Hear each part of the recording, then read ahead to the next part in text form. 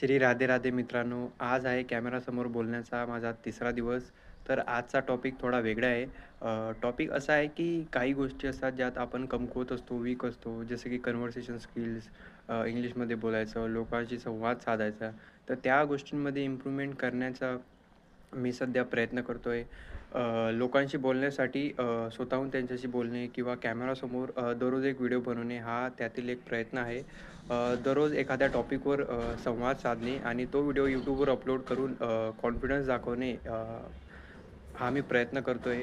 तर आजच्या दिवशी मी प्रयत्न करतोय की जो व्हिडिओ मी बनवतोय त्यात मी कॅमेरासमोर बोलून माझे जे कन्व्हर्सेशन स्किल्स आहेत ते मी इम्प्रूव्ह करू.